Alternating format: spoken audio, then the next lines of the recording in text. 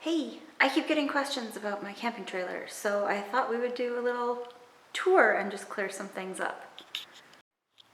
Okay, so this is what this little guy looks like from the front. So we got our hitch, our little wheel.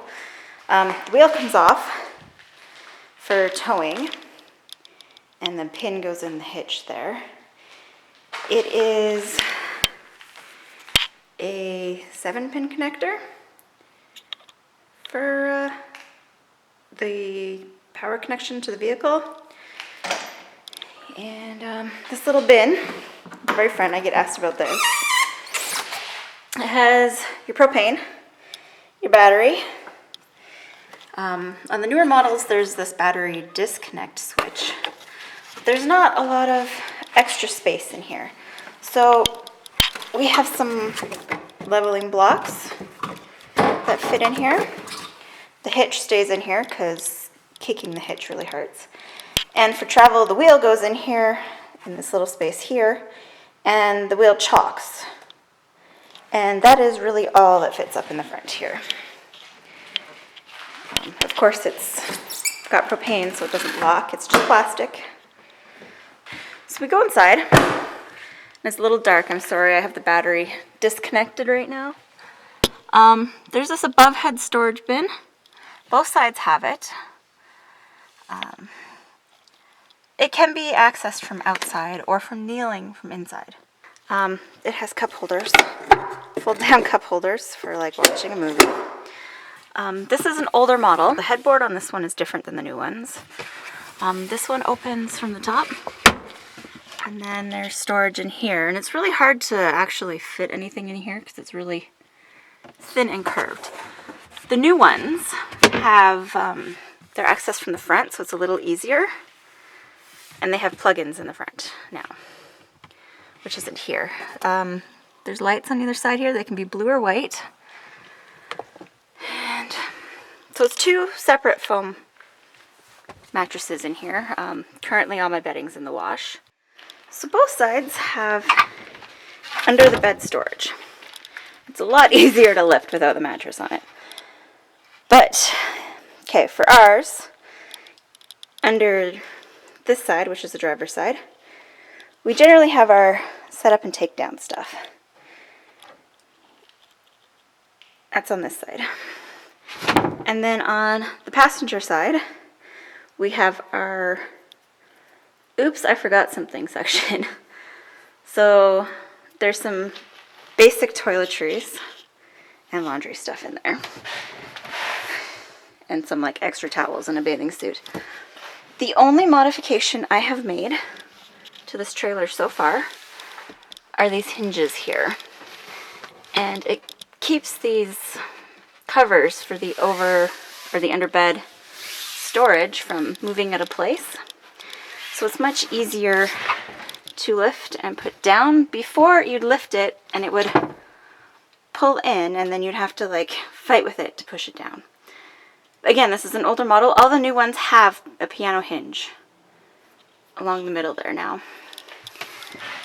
So, inside, there really is not a lot of room. Like if I kneel here, let's see if I can do this. Okay, so I'm kneeling. My legs are kind of as straight as they're gonna get, 90 degrees, and my head is almost touching the roof.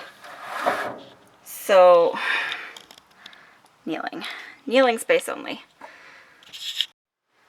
So, there's windows on either side that open. The window in the front opens. The window in the front has to be all the way open or it's too heavy and it falls down. So we usually just don't use that. The very back has air conditioning. It can only be used if you're plugged in. And I think we've been plugged in once. 12-volt TV, which I keep unplugged because the light drives me bonkers. Down over on this side, of course, you got your power plugs. All your power stuff is in here.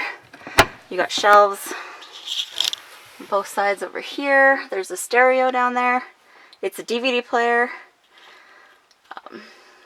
There's the plug-in for the air conditioner and the fan switch to vent the air conditioner. And it needs to be on if you're running the air conditioner. that's what the storage at the foot of the bed looks like, both sides. Let's see if we can do this. So there's lights inside, speakers for the TV. It does have a fire alarm and a carbon monoxide detector. These little windows here, a lot of people cover inside here or something. Down at the side here, you got all your connections, which we've never used. This is cable, this is water. This is your power, and that's the only one that I have ever plugged into. Okay, my kitchen is a huge mess right now, and I'm sorry about that, but I'm working on reorganizing it. So this one is the 5 wide, not the 6 wide, so we do not have a microwave, but we do have more storage space. Not that we'd ever use a microwave, because I think we've only gone where we can plug in once. But I will give you a tour. We'll start up over here. So I've got cooking stuff here, spices, my oil, and these used to be our house salt and pepper shaker, but you know, we got new ones for the house, so the house ones came in the trailer. These are our standard spices that we use all the time on everything. So here's a sink. There's a water pump switch here, the tap here. Get that out of the way. It comes with a cutting board over the sink, which I do not recommend traveling with it like this, and I do not recommend running the stove with it like this. So we usually start underneath. See if I can get it out. So there's a sink here, which we never use. We never fill up with water. Never have, probably never will. So we don't exactly use a sink as a sink. Not the way it's meant to be. I do have a collapsible sink, which actually fits pretty damn perfectly in this sink. And since we camp in bear country all the frickin' time, this way we don't have to worry about climbing under the trailer for drainage. We can haul this to the bathroom or the sink kitchen area if the campground has it, and dispose of the dirty water properly. They also always have potable water there, and because of my condition I can't drink the normal potable water, so we bring our own. We just never fill the trailer one. It ends up being too much weight for our vehicle, and I don't want to have to deal with winterizing. So that's our sink. It's this lovely collapsible plastic one. Yeah, we're a bit of a mess over here. It's a small 2-burner stove, and when I say small, I mean small, like you can barely fit 2 pots on here. Because the stove is so small, a normal kettle actually has a lot of trouble fitting.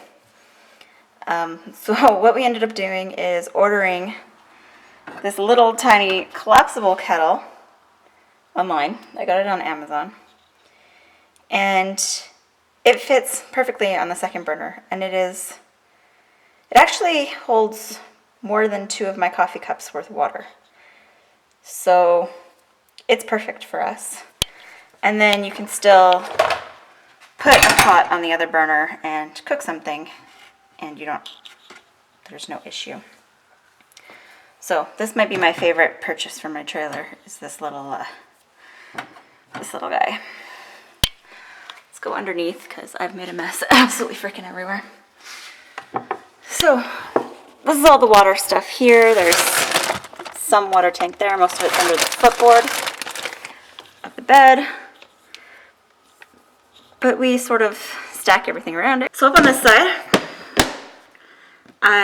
soap, lotion, a scratchy thing, some tea that stays there, sugar, and my dish soap.